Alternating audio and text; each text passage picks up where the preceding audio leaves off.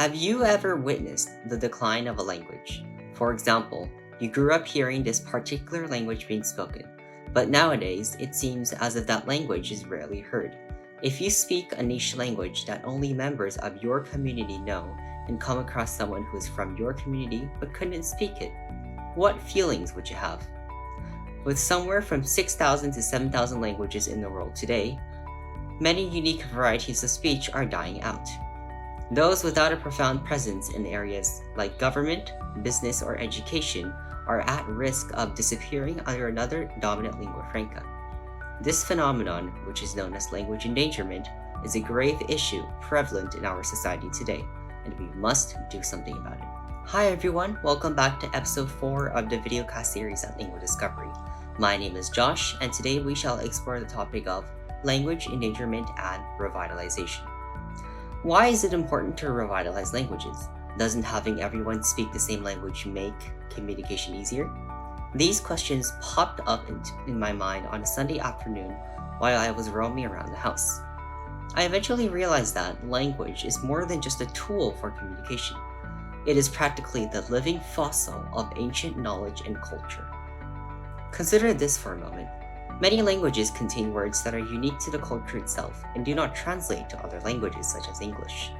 For example, the closest translation of the German term is something like a face that begs to be slapped. A funny and unusual word, right?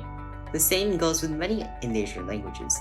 They exist for a reason, and we must ensure their survival. Language endangerment can happen for a variety of reasons. The most common one is where a group comes to dominate another.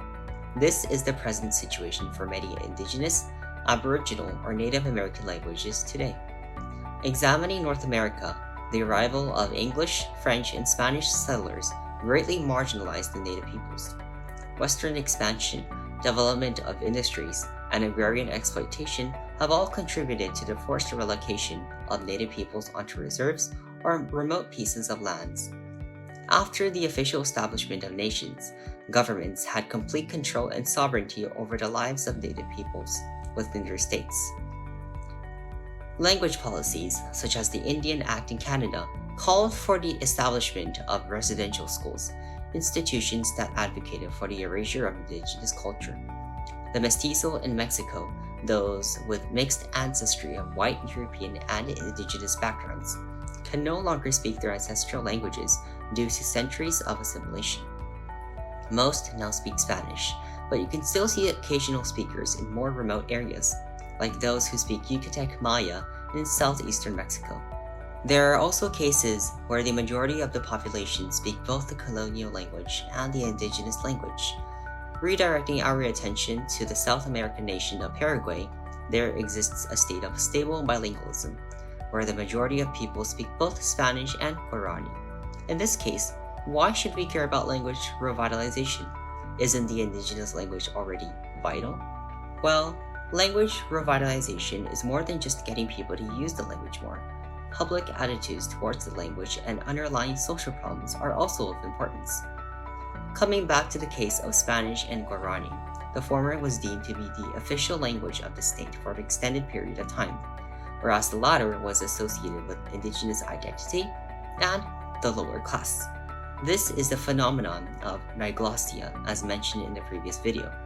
To recap, in a nation with multiple languages or varieties of a language, a push for a standardized national language would contribute to what is known as diglossia, a scenario where two languages or two dialects of the same language are spoken in a community, sometimes by the same people, under various circumstances.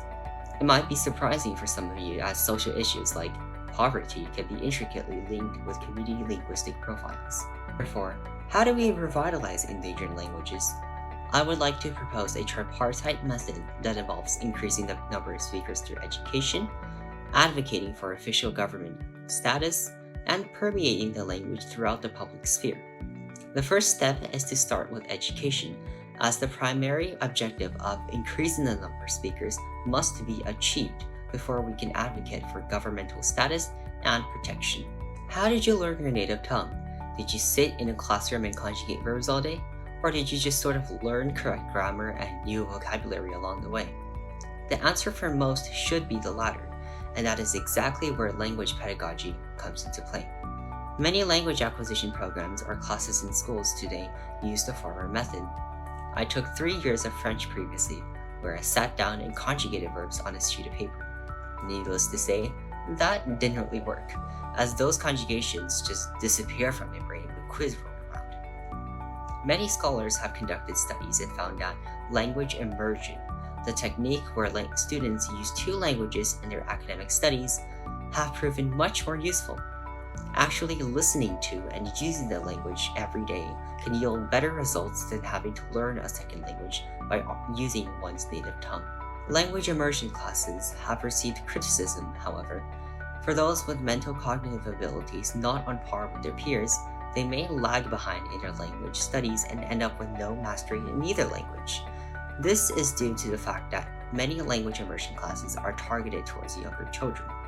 We don't have a substantive idea of how students in kindergarten learn yet at that stage, so language immersion classes may produce different results for each individual. This isn't to say that older individuals like high school students or adults cannot partake in language immersion.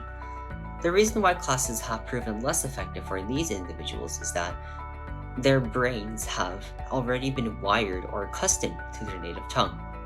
Many would subconsciously translate whatever they're hearing into their native tongue for comprehension, thereby defeating the whole purpose of immersion. Perhaps future research may produce more optimistic results. We can successfully increase the number of speakers. The next step would be to get governmental recognition. In other words, we need official status and protection so that the language wouldn't be marginalized again. Examining the previous example of Spanish and Guarani, after decades of efforts from grassroots organizations, communities of language speakers themselves, linguists, educators, and politicians, Guarani was finally designated one of the official languages of Paraguay in 1992. Similarly, Welsh, the language spoken in Wales, gained official status in 2011 under the Welsh language measure. Although there is still a long way to go for these languages, gaining official recognition is a huge step. After the government steps in, the last step would be to permeate the language throughout the public sphere. Perhaps people may have no opinion or even hold resentment towards the sudden change, but it is a necessary step to promote widespread usage of the language. This would ensure the actual vitality part of revitalization. The language can be added to various road signs, used in governmental affairs, made available to the public sector, and used in media outlets. Media usage is arguably one of the most important methods to spread the usage of a language quickly. Populations in more remote areas of the country can listen to radio broadcasts or read newspapers in the language. Younger citizens may view websites, social media, or online material in the language. Fully incorporating the language into daily life, not just in some random decree or legislation issued by the government, is crucial for promoting its usage. Of course, this isn't to say that this tripartite system must be followed in a pedantic way. The government and education sectors can come together to establish official higher education centers where people are trained to become teachers of an endangered language. Governments can also use the language as a form of diplomacy by inviting people from various parts of the world to come and explore the unique culture behind this ancestral language.